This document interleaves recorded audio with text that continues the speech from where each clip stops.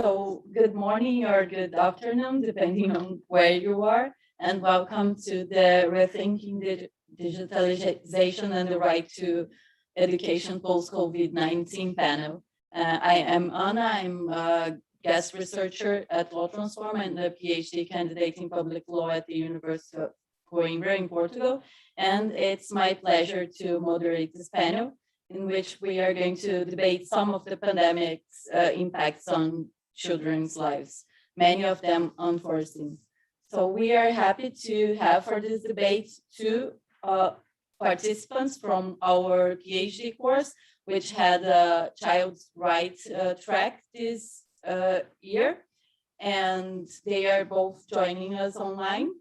Andrew Otin, a lawyer and researcher from Uganda, and Annette Rosenberg, a PhD candidate at the University of Agder. Also joining us online, we have Jackie Dugard, a professor of law at the Wits University in Johannesburg. And here with us, we have Jenny Christina, the ones who were following the fantastic event we just had already know. She's a researcher at DIPA, UIB. And we also have Maria Tinstad from the Education Department in Haftorf Foundation, and Christine Sandvik, a professor at the Faculty of Law of the University of Oslo. The Planet program for the debate is we are going to start with a 15-minute introduction from Christine, followed by a 3-minute intervention reaction from each of the panelists. And then I'm going to ask them a few questions and open for the questions from the public, both present here and joining us online. So we are going to pay strict attention to the time, so we have time for this dialogue in the end for the real exchanges. So let's listen. Thank you. Do I need a mic or is this? No. So thank you for having me, and it's great to meet you guys. And I'm very sad that people on the Zoom that you can't be here with us, but I hope that next year we're going to be able to be together here in this room. So we have behind us a very rough 18 months, but it's been infinitely rougher for children across the world. And obviously, it's been hardest for children who are already in a difficult circumstance. And for many countries in the world, the lockdowns have not stopped, and they will not for a long time. So at this point, it's not only the problem of the lockdown, but it's also the disintegrating impact on education for children. So various reports from UNESCO and Save the Children have estimated that millions of children will actually never return to education. They will drop out from primary and secondary education with extreme long-term effects on their lives. So how can we think about this in a sort of for legal framing or for a rights perspective? One attempt that I've been trying to develop with Inge Nikdal, who's a colleague at the Faculty of Law over the past year, is to look at how digital tools can be or are construed as being a remedy to lockdowns. I have my background in the humanitarian field, having worked on digital technologies for a long time. And very often the digital is presented as some sort of utopian solution that will solve political problems, resolve social justice issues, have no problems of functionality and generally no difficulties, that tech is producing a better world. And before the pandemic, it was not easy, but it was possible to criticize all these efforts as sort of frivolous, kind of useless, too optimistic. With the pandemic, we're faced with the prospect of long distance learning or remote education, basically being what we have, right? So how do we grapple with this? And then together with Ingen, I wrote a piece for the Yale Journal of International Law, and I'll speak to you about sort of her main thoughts for a research agenda. We've also had a digital a statement from the UN on children's digital lives in the aftermath of our short commentary, and it was, to me, it was short. It was disappointingly short, and very often the problem is defined as if we don't have enough tech. People don't have enough connectivity. There is not enough laptops. We need more of everything. I think as researchers, we can contribute sort of a more comprehensive, critical perspective to this debate. And then, of course, I realized perfectly well that, the problem isn't necessarily some sort of convoluted argument about data protection and privacy.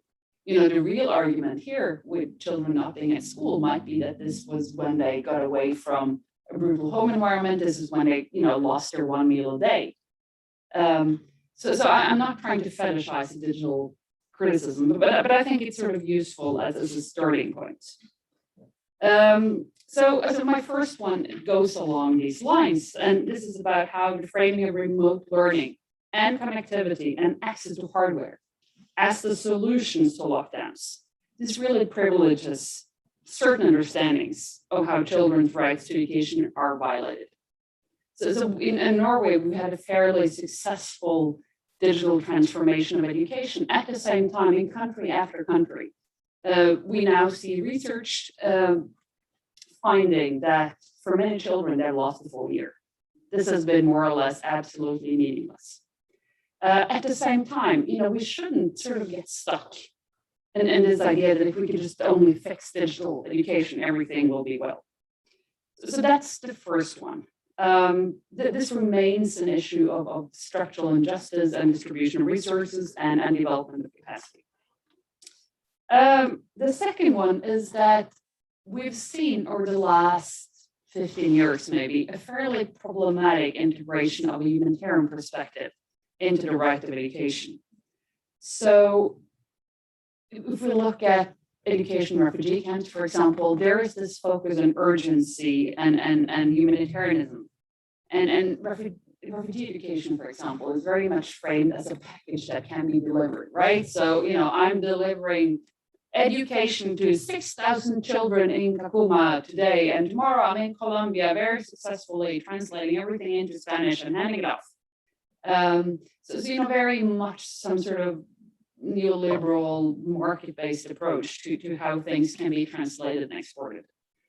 And this service delivery perspective, it is stands in a fairly deep tension to some of the ideas underpinning education about, developing intellectual skills, developing a sense of cultural belonging, developing literacy skills, et cetera, et cetera.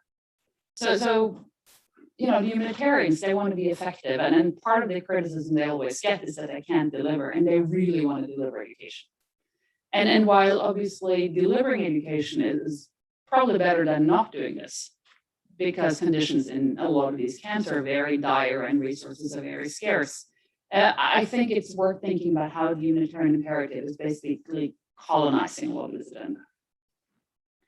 And I'm sorry about it. I was sort of hoping for a PowerPoint, and then I realized that I'm stuck with my little notebook here on the phone. And I have realized that Zoom has killed my eyesight. I'm sure a lot of people in the audience have noticed weird stuff with aging as well. So the other thing is that there's something weird here too with data protection and privacy. And how we think about that and in what is essentially market-based turn, right? So we see a lot of edtech companies have really grown and benefited from the pandemic. Edtech was on the rise before the pandemic. But a lot of this is about platformization and privatization.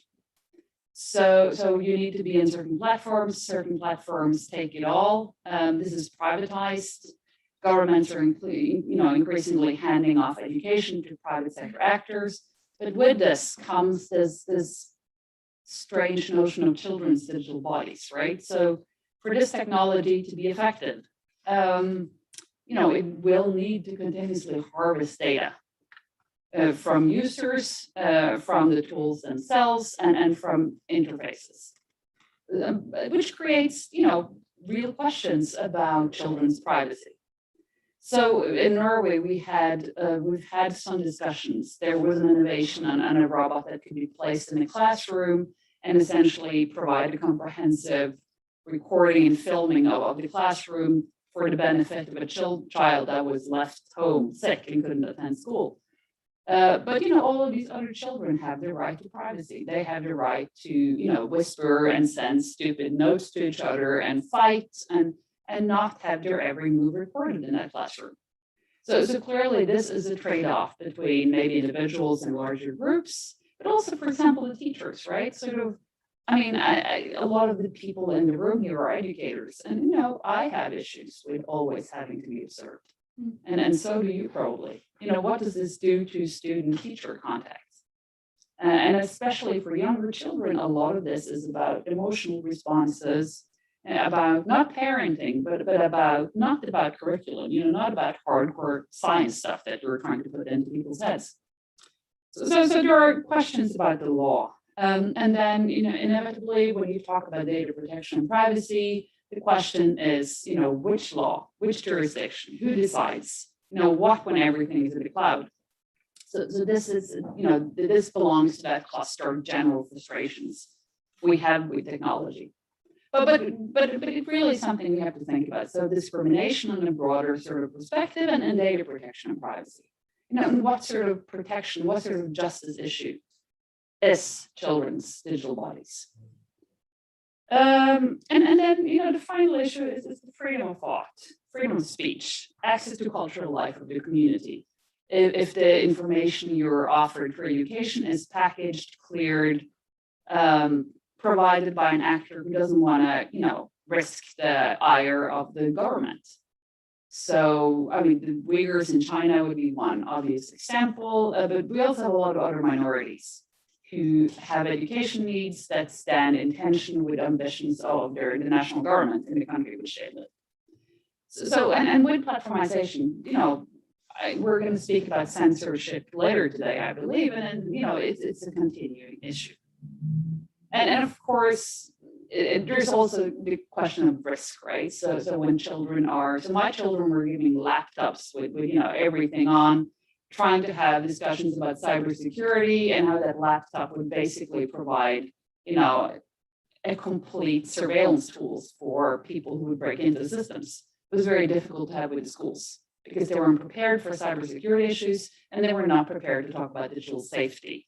Beyond sort of don't put a webcam in your room and strict in front of men who pretend to be girls your age.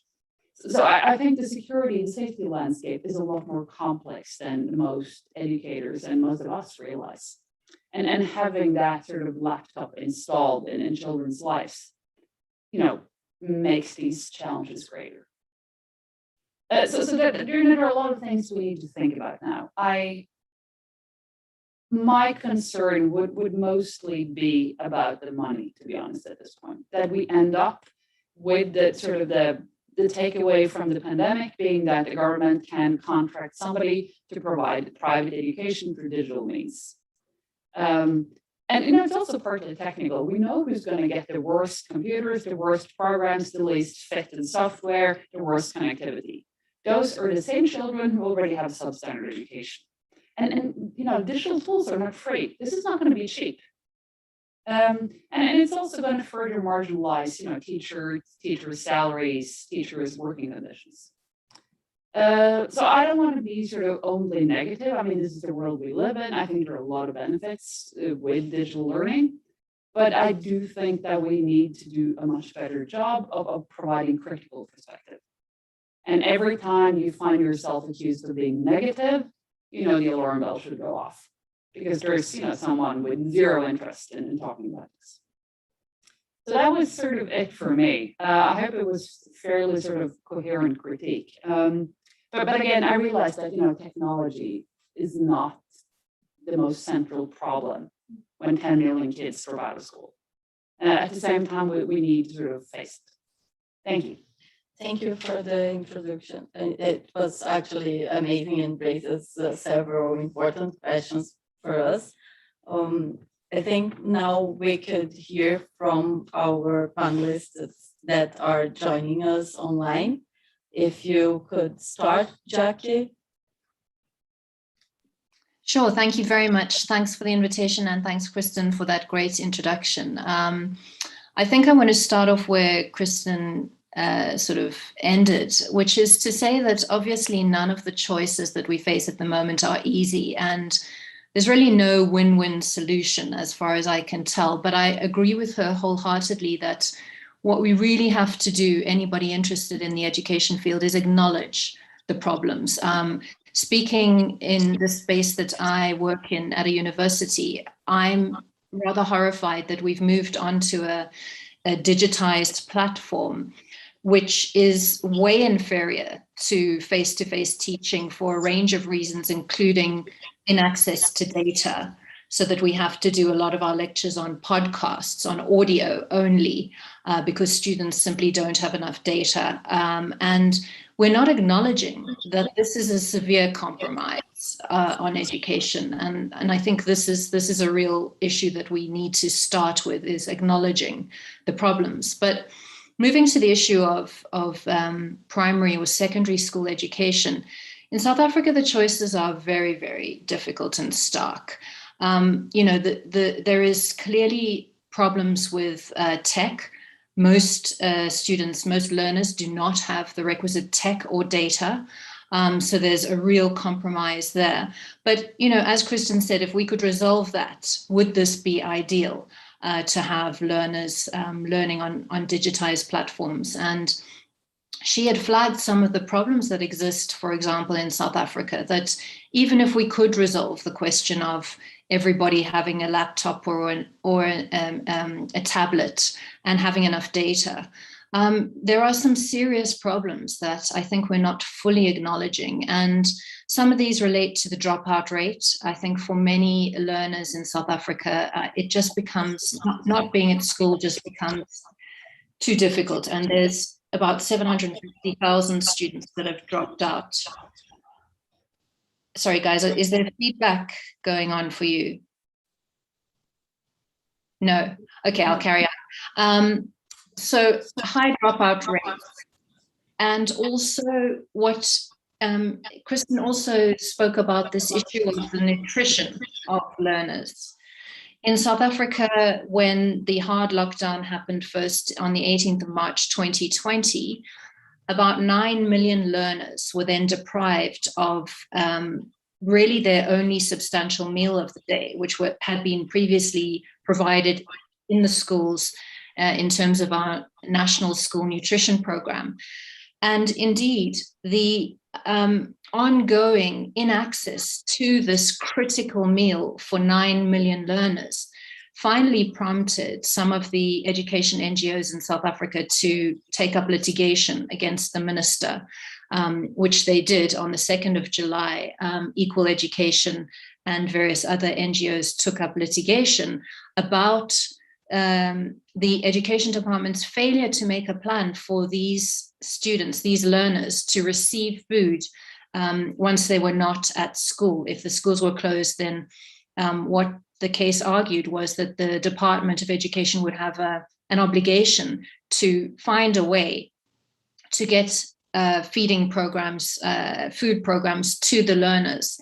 And that case was won, and it's now the subject of ongoing reporting to the court in terms of the plans for each provincial Department of Education to provide access to food for those learners. So I think in many developing countries or less developed countries, you have this problem where schools perform a number of functions other than just learning. And in South Africa, one of these functions is nutrition.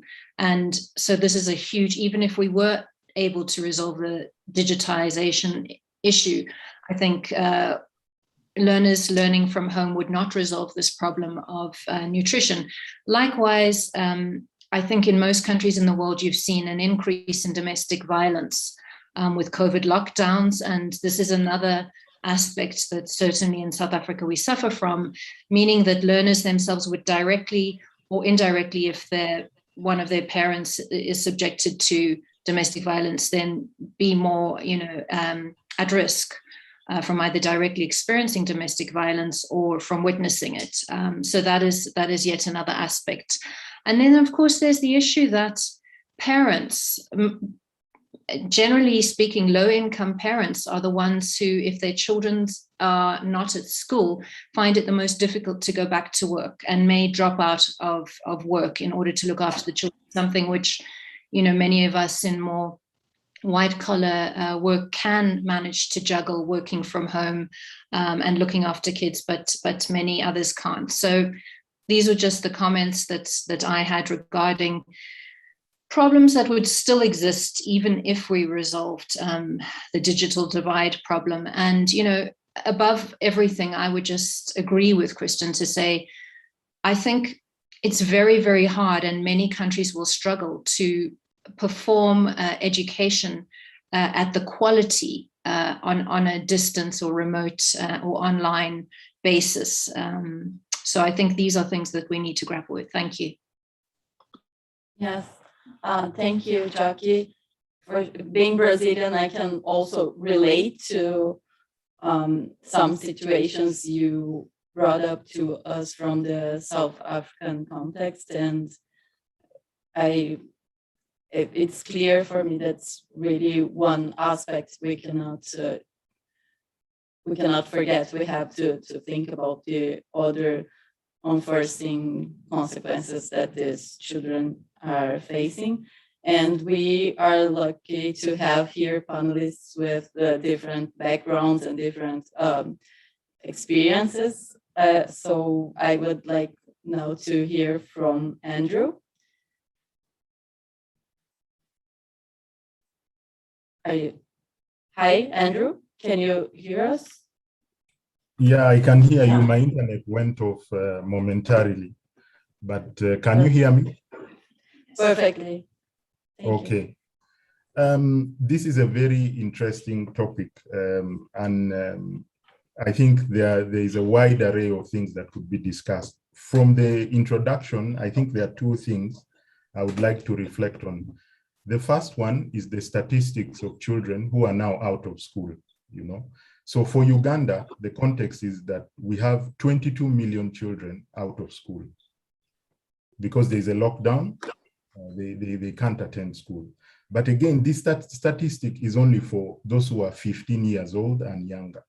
So if we include those who are up to, say, 18 or 17, this would even be higher. So the risk is certainly most of them will not be able to go back to school.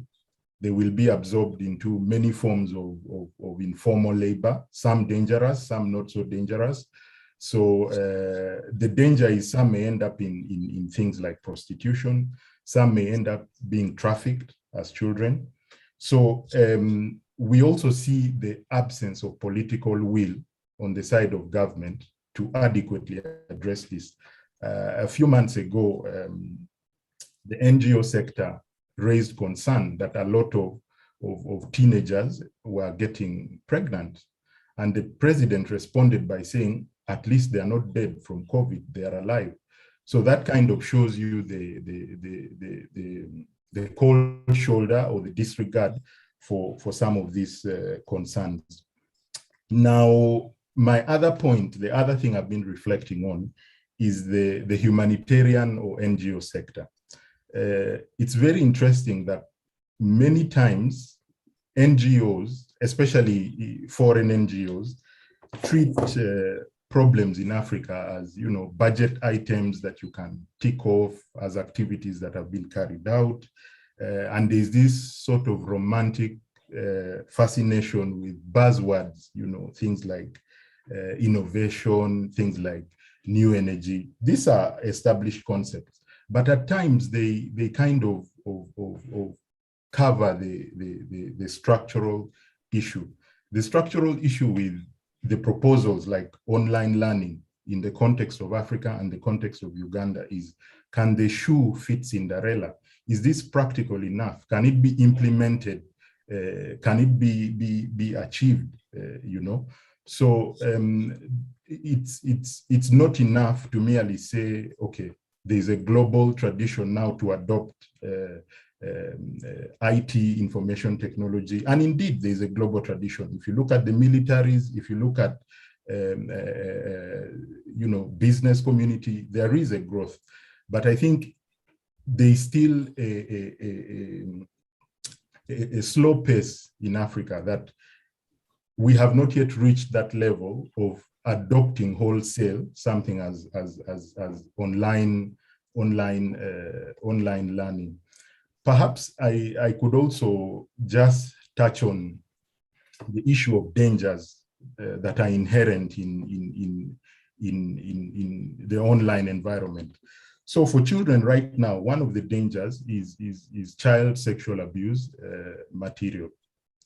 You know, that children could be exploited. You know, children could be groomed into a sense of safety and then used as objects of sexual gratification by you know, pedophiles or by consumers of this material. Now, there's even a trend that research is showing that children themselves are now self-generating child sexual abuse material. That children, over and above being victims, can as well become producers and also groom other children into this. Now, is there a silver bullet on how to address this? Do we close our laptops, shut them down, and throw them away because this is happening? No. I think there needs to be a cross-discipline kind of approach. You know, the legal approach is not enough. We need something psychosocial as well, and even law enforcement efforts as well. Thank you. Thank you, Andrew. These are also very important concerns, and that, of course, exposing children to more and more digital tools and online sessions, we have to have it in mind. And it's great that you brought the subject here to us, and I hope we can reflect more deep in a deeper way about this later. I hope we have the opportunity to do that. And thank you for bringing one more perspective to our debate. Now, if you could please share with us what are your thoughts on that, Aneta?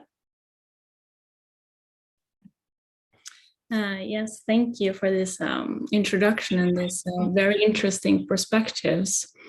So coming from the educational field, I see kind of this preoccupation with the access to remote education as a bit narrow focus on the violation of the right to education, one that lacks kind of a holistic view on this right, because it is not just a matter of access, but also about the content.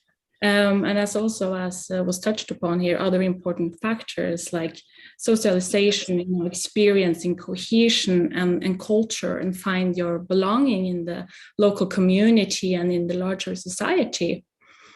And I wanted to touch upon an example from my own research, which I thought was quite fitting to this, and it is the essence of human rights education is to create rights-respecting people and to create social and cultural cohesion across nations.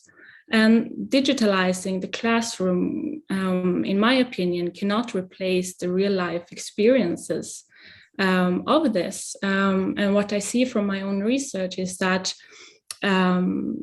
I see how digital human rights education give children a kind of a static and a dichotomous picture of rights, and it doesn't offer this in-life experience which could create, you know, social lines between humans, create cohesion and fellowship.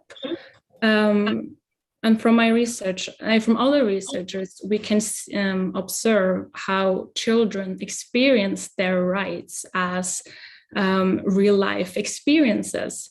It is something they can do or do to each other. And we have these examples of a child saying that he has tree rights, you know, the right to climb a tree because he has a right to play. And I think that is just an amazing example of how, you know, it's important to have the access, but there is a certain amount that the digital world can provide for us. Okay, thank you, Annette. It was also very important for us to have this perspective from someone from the education field. And Jackie also commented on what you said. She says she completely agrees with your comment on the limits of online learning. And she even feels it as a university lecturer and imagines it's probably even worse for school learners. And then after Annette's intervention and this comment from Jackie, I would like to hear from Jenny. Yeah. Thank you. Thank you very much. Maybe first of all, because so many good points have already been raised, so I'm going to focus on two things in particular from my own background perspective. But one thing I want to say is that I share your concern with regard to digitalization and data protection. And as an avid Linux user and someone who's very fond of non-proprietary software, I wish we would spread this message more widely, because there are alternatives to the school of Google or school of Facebook, and they're just unfortunately not very well known even in our country here in Norway. Okay, so the two things I want to say both relate to the fact, I think, that we could say that the pandemic has shown that our efforts to improve educational opportunities for children stand on very shaky legs. And I would distinguish between two aspects that have already been mentioned. And the first is school as educational institutions, and second, school as social places and also protective mechanisms for children. And I think when we take this in turn quickly is, I would raise the question on whether we can afford to leave all protection of children's rights up to the institutions and where they are found. Can we really afford to basically lump together under the child's right to education, the child's right to development, right to play, right to health, and all sorts of things? Can we really do this? And the reason why I question this is that even before the pandemic, over 260 million children of school age were out of school already. So those children were already there before, and the magnitude of the problem has increased. But even before, we weren't really doing a great job necessarily. And my second point relates a bit to the what I perceive to be a bit of a sort of binary position with regard to digital education, because I'm actually in favor of a diversity of educational options. I think this was important before, and there are some great opportunities also in this situation that we're all in to improve what some of us have already started. So one example was Mexico, who together with UNICEF worked on this Education Cannot Wait program and explicitly built and expanded their TV services to deliver education, because TV access in Mexico far exceeds good internet connections. The same with radio was done in other countries. I know in Brazil, for example, text messages were used because mobile phone coverage was way better than reliable internet connections. And if we think about the Sustainable Development Goals, goal number 4, quality education, isn't the only one. There's also the reduction of inequalities, for example, and I want to draw particular attention to marginalized groups of children, because even in our high-income countries, not all children can and do indeed attend schools. Thinking of children with long-term illness, for example, childhood leukemia, children with disabilities, who are already at the margins of societies, they were forgotten about prior to digitization. Now with digitization, they are suddenly able to participate in something that a lot of people class as suboptimal education, because we believe that face-to-face education is the best thing there is. Actually, I looked into the research on this, and research on learning and teaching says that one of the main success factors when it comes to the delivery of online learning is the managers' and teachers' attitude to this method of delivery. And I know we probably need to invest a lot more in the infrastructure, in the training, and not do this rush thing that we had to do last year and try to translate face-to-face education into online learning. But I think there's also an opportunity for hybrid models and blended learning opportunities, which allow us to be more inclusive and maybe offer a whole package. And that way, even children that were not able to participate in ordinary classroom education because they live in remote locations or because they're sick will be able to be included. And my final point sort of relating to this is also that we need to, I agree with Andrew, I think you raised the point that the law is not enough. So there was a documentary shown on Norwegian television, I think a couple of years ago, that looked at the example of Bulgaria here in Europe, where children have a right to free education and indeed an obligation to attend school up to a certain age. But what happened is that the poorest areas in the biggest cities don't have any schools nearby. So children need to get buses to those schools. They don't have the money to afford the bus passes. So is the law sufficient to enforce or protect this right to education, or do we need to go beyond that and actually look at the practical implementation? Thank you. We need to go beyond that. No, but it is very important that we have in mind these inequalities that already existed and how the pandemic and everything that followed only intensified all those problems, those inequalities, and now we have one more task to deal with them. But yeah, they already existed, and we can't lose sight of that. And I realized actually when you started speaking, what a difficult task is to be one of the last ones to speak, because everyone has raised so many interesting points. But I'm sure Maria is going to do a great job of finishing this first round. Yeah, I can just comment on what you're talking about with the digitalization, and it has its benefits in some ways, but it has a lot of limitations. And for us in Rafter Foundation, when the pandemic hit and it was locked down, we decided as well that we wanted to offer digital education to secondary schools and upper secondary schools in Norway. When we have developing this digital education, and we also wrote an internal report, we saw a lot of these dilemmas arising. What can we cannot force the students to have their camera on. So what do we do when we only see black screens and we have these plenary discussions and we educate in human rights, democracy, and citizenship, where participation rights and to create spaces of participation is really important in order to have a quality education.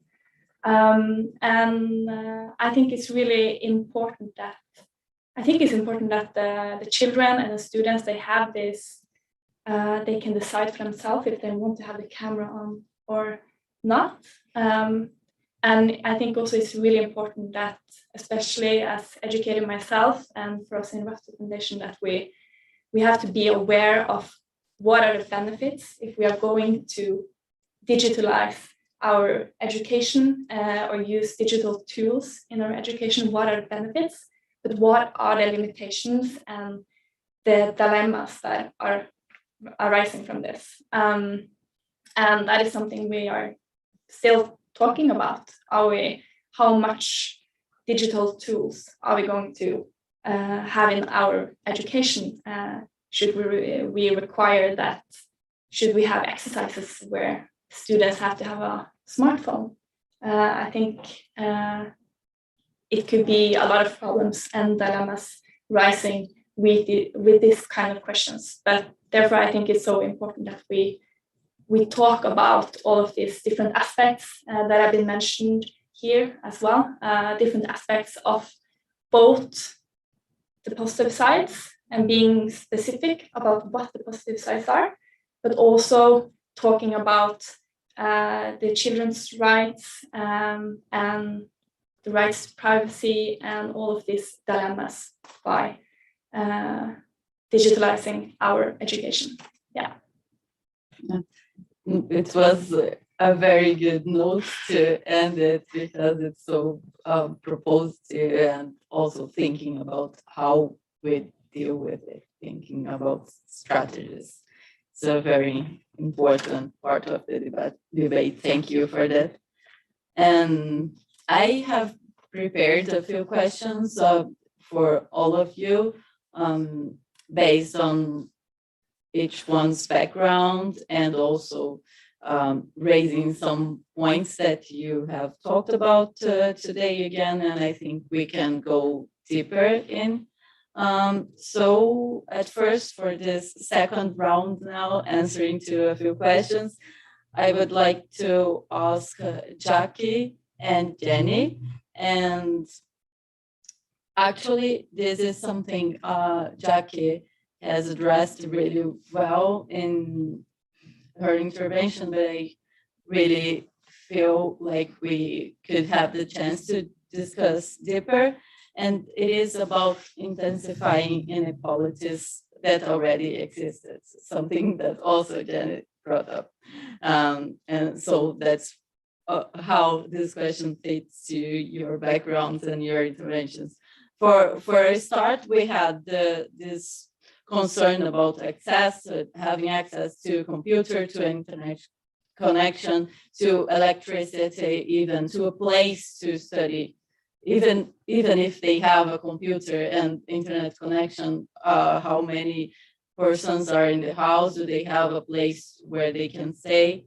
But even there are even more profound effects, more than that. And the case Jackie brought about the access to the meals in South Africa. This is a reality in many countries, in my country as well. Data from the UN shows that half of the children in school age use it to receive meals at school, and we know that for many of those children, this was the only meal of the day. So, and there is also the domestic violence effects. The numbers had a significant rise in my country, for example, and Jackie also said that the same happened in South Africa. So I would really like to hear more from the both of you about these unforeseen effects. Please, Jackie. Thanks. I'll be very brief because I think I took too much time already in my introductory comments.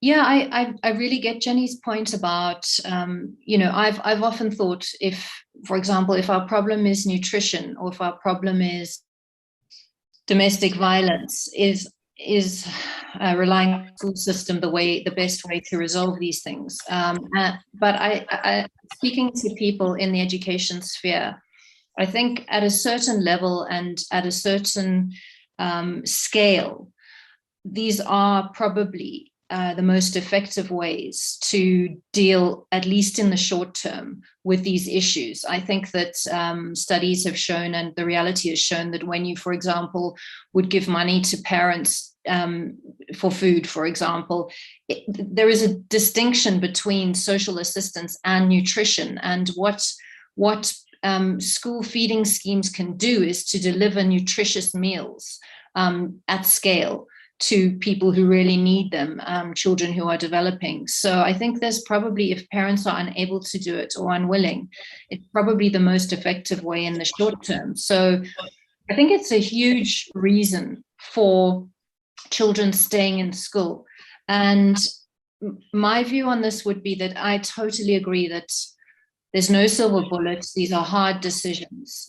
But I think that, and particularly in South Africa, where, for example, the decision whether students go back to school or not has to take into account the fact that many schools do not have sanitation, they don't have water, and they're not able to social distance. They have an average of 50 to 60 learners per class.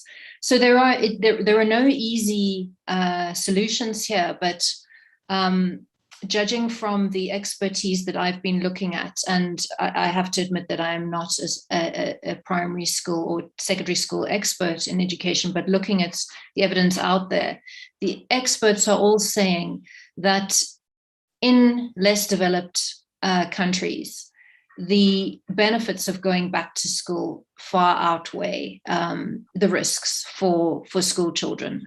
So, you know, that's what I would say at this point. I agree that ultimately, you know, blended learning may be an ultimate goal, but I think for all of the social and broader reasons that we've been discussing, I think, you know, there is a real need for students in South Africa to go back to school. Thanks. Can I just comment on that? Yes, sure. I think that fleshes out a question which sort of underpins all this, right? And that's the question of, you know, the lockdowns in themselves. And I know this looks very different from country to country. I think I read that in Peru, 93,000 children have lost a parent in the pandemic, which is, you know, it's an epidemic of being an orphan. But, you know, it's clear that the lockdowns have health-wise largely been for people like my age and up, right? So children and young people have paid enormously in terms of the strategies that we have chosen for our societies. And it's partly a moral question. It's a question of who has power. And it's a question about trade-offs. And clearly these questions will look very different in Germany and Zimbabwe and Chile. But I would maybe welcome a harder discussion on the merits of lockdown. Maybe not now, but maybe once we're done. Because we have made the children pay, and I think Andrew's point about 22 million children out of school in Uganda alone. I mean, it's a generation, it's 2 generations. Yeah, there are just so many layers to this dilemma. Yeah, absolutely. I think we are all still discovering new aspects of what we probably need to talk about when we have some time, because at the moment we're still managing the effects. I just wanted to follow what Jackie said, and I think maybe my first statement wasn't terribly clear, because when I sort of said that we should think about sort of schools as a protective mechanism or a protective institution as well, what I was sort of trying to say is that I think if we just talk about this right to education and about children missing out on education, we're actually missing the biggest point. And I totally agree with you that the harm is in the lockdowns, because we don't just compromise the right to education and children not learning a year of maths or chemistry or whatnot. You know, this is not the primary concern. The concern is the school meals, because schools act as a way to mitigate the effects of poverty and inequalities in income in their homes. I also think, Jackie, your point regarding nutrition, I think this actually applies to far more families than those who don't have the means, because I don't think a lot of children, even in higher income countries, are terribly well nourished. So I'm all in favor for that. And I think also the social aspect, of course, is really, really important. So this is why I did not like some of the discussions we had in the pandemic around children just missing out on education, because they're missing out on the potential to develop. They carried the burden of protecting, as you say, young people like us, maybe. Not you. Well, you know, I'm. So I think we need to sort of reconceptualize what the purpose of schools is, and that depends a bit also on the context. I think it is very different in a maybe lower income country where a lot of the infrastructure is missing in the homes that schools can then maybe provide, but it goes wider. I think, for example, that libraries are really important, and other public spaces where children can potentially go, because it's not just this, you know, education with the teacher talking to children in a classroom. It's about everything else. And that is, I think, something we had neglected prior to the pandemic, and now we are sort of seeing the effects of it. And this was sort of more my point in saying that let's think about this right to education as also including the right to play, the right to health, the right to development. And then we probably understand why lockdowns are more dangerous than we probably think if we just look at this narrow idea of education, which is a market now, which I liked your comment about the sort of idea that there's a marketplace being created around this schooling, not so much about the rest, right? The focus now of big companies is on selling educational packages as a solution to something that's just one aspect of the bigger problem. We actually had a comment from the digital audience, and Karimeta would like to know if any of you have a perspective to share in the sense of how digital education might maybe harm children's right to care, more focused on this right to care sense. I see that Jackie has answered in the chat, but the audience cannot read it. So if you'd like to share orally your comments, Jackie. Oh, sorry. Yeah, I was just sort of re-emphasizing the point that if it's online learning versus at school, so it's, lockdown versus not, then, the same problems arise of children being stuck in sometimes violent households and being at risk. So in lockdown situations and with only online, emergency online, as many of us are having to resort to, there are certainly adverse consequences for many at-risk school children. Thank you. No. So now I'm going to turn to Andrew and Christine again.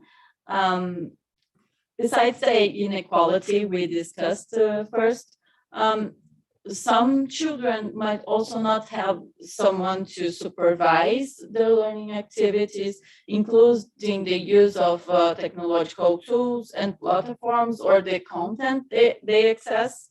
And I would really like to know from you the impacts you think it can have on the learning processes and on school dropouts or children's safety.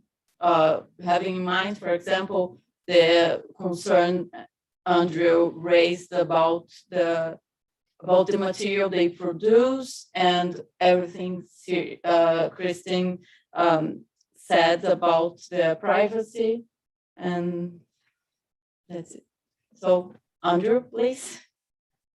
Yeah, I think this is still interesting. It's still interesting, and I think there is a wide array of issues that could be raised. But for me, if I apply Uganda's context, and may I say that Uganda's context is not different from much of Africa, some countries in Asia, and some even in Eastern Europe. I think teachers here are not trained to deliver learning content in an online classroom environment. In addition, the existing school curriculum has not been restructured or formulated to accommodate this new trend. So what, if I may ask, would be an effective pedagogical approach on online learning? So these are some questions that I definitely do not have answers for, but they kind of highlight the challenges. I think it's Jenny who talked about not merely translating face-to-face classroom and applying it to the online environment. So definitely a shift to the online learning environment in Africa, as things are right now, would lead to limited learning or no learning at all. There's also the array of the marginalized. Does the online approach meet the needs of all learners across the learning spectrum? Can the visually impaired, can those with hearing impairment, those with long-term illness, again, as Jenny mentioned, what about those with special learning difficulties? Would they benefit? Would they effectively learn? Now, recall also that these are marginalized already in the existing systems that is in place. Again, Annette raised a very interesting aspect that, the online environment cannot really replace the real life experiences of children.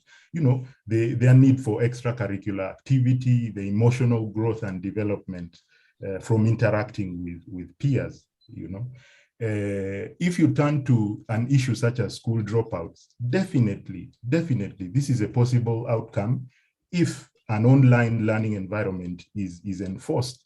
You know, imagine a requirement that learners should possess individual gadgets as preconditions for admission, say laptops or tablets, or some other sort of learning tool.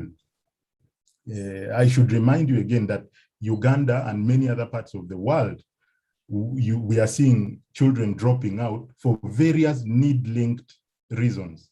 Lack of meals in schools, you drop out. Lack of school uniform, you drop out.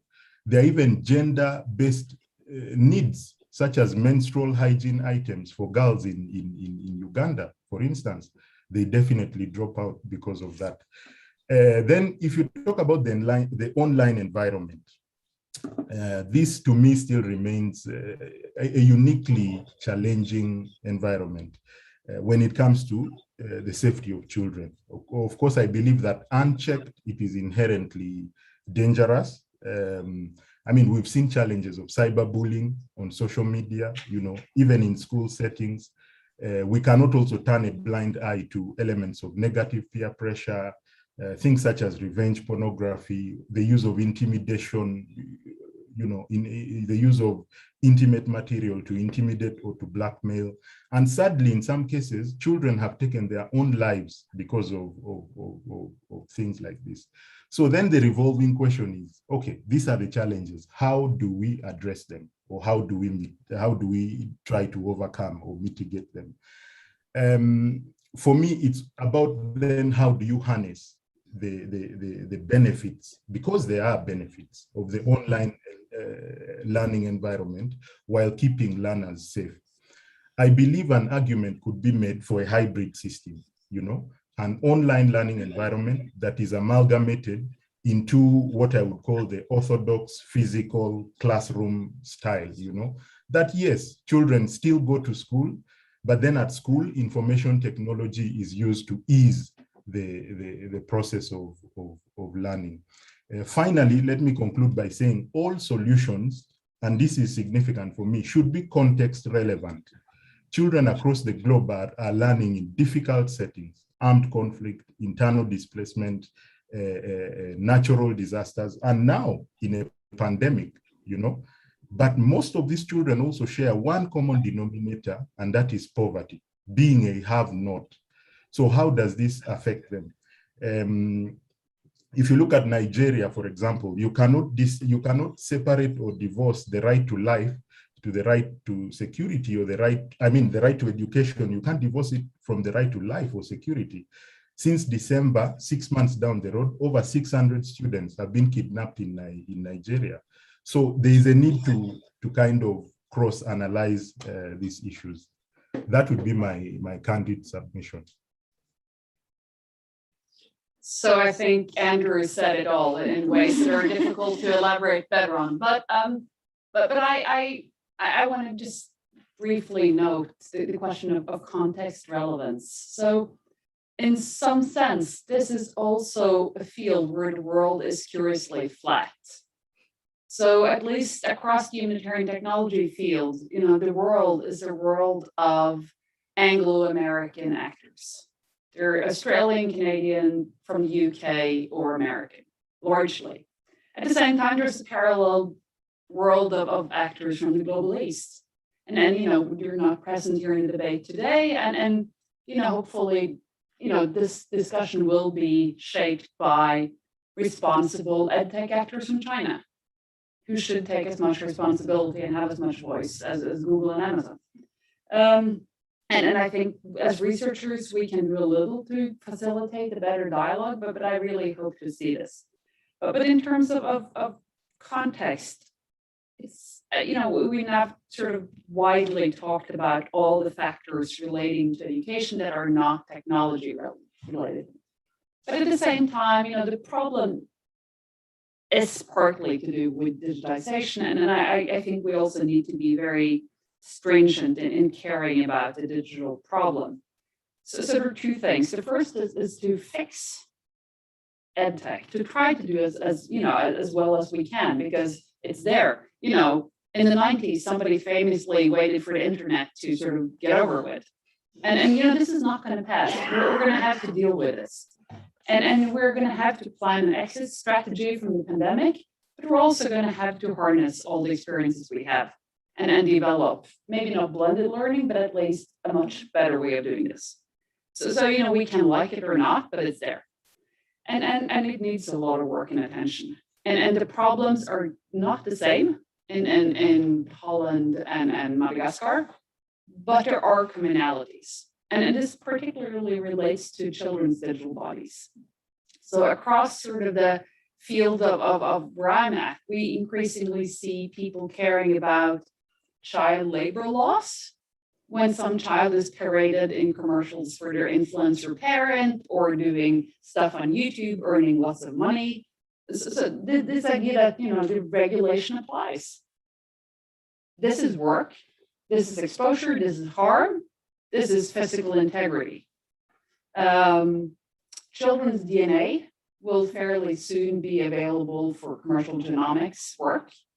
You know, there are just many things we need to think about, but the integrity of the child and the best interest of the child and the right of the child to be heard should sort of remain center stage, also in how we think about the digital. And I think that's, you know, it has to be context relevant, but it also has to be sort of global work we do together as a form of social justice practice. And this is a field which is so relatively new, right? We're still coining concepts and trying to develop labels or frames.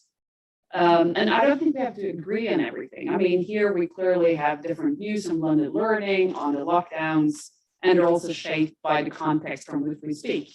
But I do think that I would like us to just focus on the digital as well as we go forward, because it is pretty acute. Yeah. There are really many layers to that and many interesting points to raise. I have a last question here I prepared to Maria and Aneta, and I already have one question from the digital audience from the Q&A. I would also like to say that if anyone here from the physical audience would like to ask any question, please talk to Giedre or Alida here. And just very quickly, because we don't have much time still, and there are all these interactions. I know that in some countries, there is a political context that threatens the freedom of speech and thought, and being Brazilian, I know it very well, and it especially with regard to academic freedom. So tools that can make lectures widely available, although they have a positive side we already talked about here. They could mean having a camera inside all classrooms, and that would enable control over what is taught and what's discussed. And I would like to hear from you some thoughts about having, especially human rights content and critical content, critical thinking in mind. How could this affect the freedom of expression, both of students and teachers, and how this could affect the content children have access to? So please, Aneta.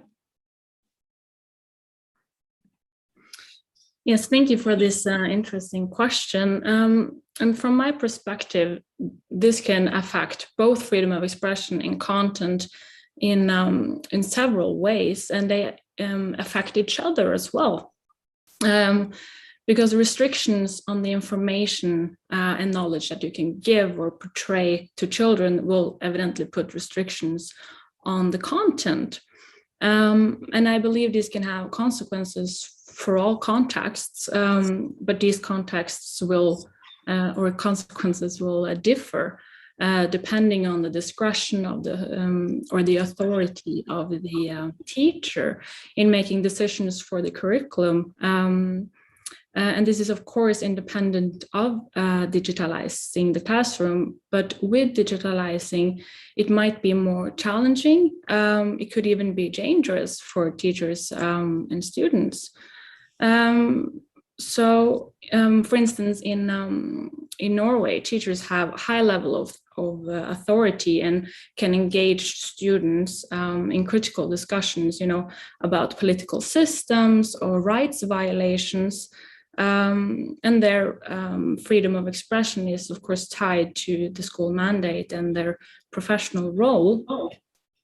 But also, in line with the Article 3 and 5 in the UNCRC, what is expressed and taught must be in the best interest of the child, and it has to be consistent with the parents' right to give guidance to its child. Now, if the parents can observe a class because the child is watching through a camera, it can engender new issues regarding children's rights and parents' rights if the parents find that the content or the teacher's opinions is inappropriate according to their own standards. But also that there's some limitations that can be put on children's right to freedom of expression and information by the state, by the school, and then the parents. So, if a teacher is teaching, some controversial issues, it might be challenging to teach these or to even, express an opinion about it when it is recorded or watchable for later. But if one lives in a country, where freedom of expression is already limited by other laws and teachers have little authority, over the curriculum, the consequences of digitalizing the classroom might be more severe. If it is illegal, to criticize the political system, the president, or the monarch, or it can make it more challenging to engage students in a critical discussion. If a discussion in the classroom or even questions from the students are recorded and the topics are interpreted by others as oppression against the government, that could lead, to teachers getting fines, being fired, banned from school. I believe they could also be put in jail for this. And children, they ask all these interesting and funny questions, and they don't always formulate it in a politically correct way, and the teacher might the students might stop asking these questions. The teacher might refuse to answer incorrectly because they know that it might be misinterpreted and be used out of context if it is recorded. But more importantly, it puts also restrictions on what kind of content then you can teach. So for instance, with human rights education, it would put limitations on what kind of human rights education you can give to the children. And research has shown us that it is so important what the teachers and give them, and rights violation is a part of this education. And if you're not allowed to teach rights violation, you don't give them the full education that they are entitled to. So yeah, that's my reflections on this topic. Thank you very much. So Maria? Yeah, I think you touched upon really interesting things here, Anette, and which I also agree. And so I think about the spaces of participation when we, like I said in my earlier comment, when we teach in human rights, we teach in controversial issues and topics. It's really important that you have a safe group dynamic, you have a safe space in which the youths can form and express their opinions, and they can truly participate. And with the digital platforms, where you have this camera on, you have to turn on the microphone when you are going to speak.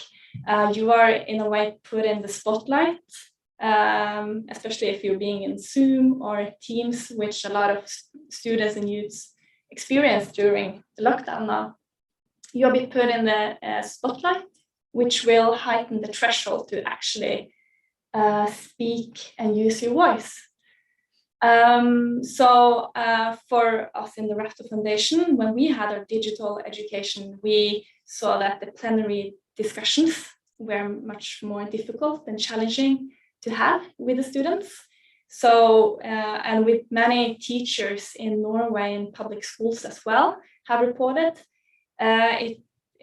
our education was much more group work based rather than this whole plenary discussions, and the plenary discussions is really important. It's important that we can have these spaces where the students can disagree in a safe room. And I think it has been more difficult for especially young people, youths, to feel that they can truly express their opinions and that their opinions and voice matters in the digital room. However, I also want to draw on what Andrew talked about with this hybrid physical education and using digital tools in our physical education, because I think a lot of teachers and the school system, and I think when we talk about today, we talk about these digital tools and the digital platforms as being a substitute for the education, the physical education. But I think, and I hope also after this pandemic, and when we still continue to talk about these benefits and limitations, that we can look upon, okay, are there some of these digital tools that actually can better our physical education? Because we also know from having classroom education face-to-face, there are, before the pandemic hit, there were some human rights scholars that, like Osler and Starkey, that said that participation rights are not fully realized in schools, that youths and children, they don't feel that they have these spaces of participation. So I think by exploring these digital tools and exploring in which way these digital tools actually can change how we teach, what we teach, and how the children are learning, I think it also could have this potential of being being something that will in a higher degree empower youth and be including for the children and youths that maybe doesn't feel included in this traditional way of teaching. Yeah. Thank you very much for that. We are actually short in time, but I would like to end this with one question that we have from the online audience and one from the physical audience. So if you please. Yes, thank you.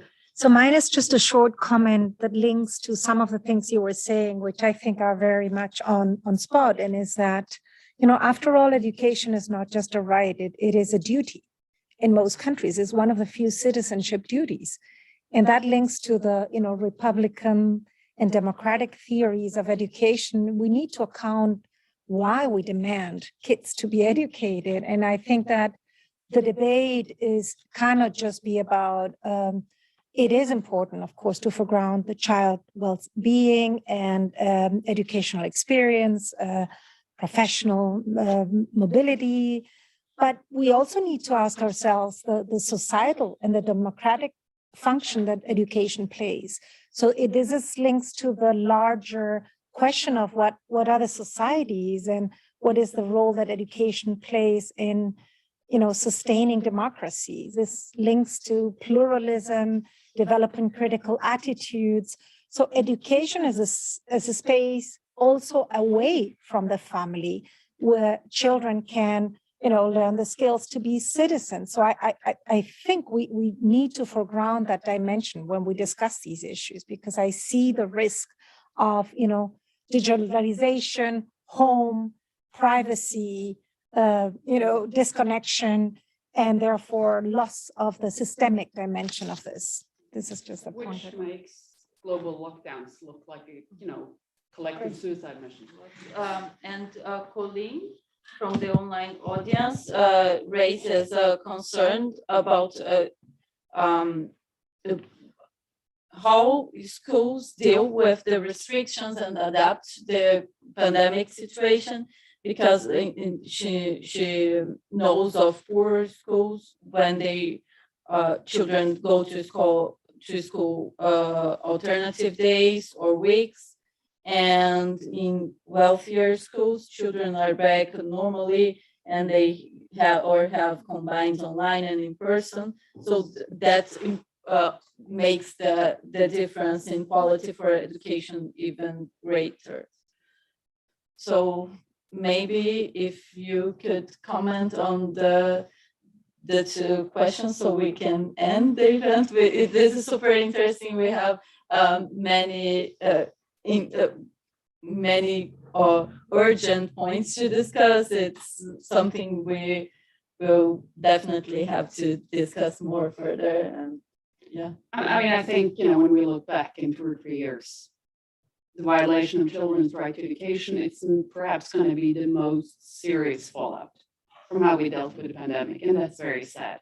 I think the online question is very important because we not only have regional differences, but we also have differences within the same neighborhoods, or the private schools and the public schools or other schools. And, that's a question for local and national government to deal with. But again, I would just end and thanking you for moderating and everyone here to be here with us. But we need to think about this together. There's conceptual work to be done, there's analytical work to be done, and we also need to try to keep sort of a broad conversation and try to ask good critical questions. yes, I agree with you about the challenge. We have to keep this conversation alive. Thank you. Thank you so much for an excellent session. This is super interesting. And these are our child rights. Oh, it's a new cup. This year. It's very It's not nice. this year, but it's child rights. Do you have this anyone? So this was amazing. And I think now we really need to continue. And this was super. And the way that so many people were able to engage meaningfully in what is actually a short time was amazing. So well moderated.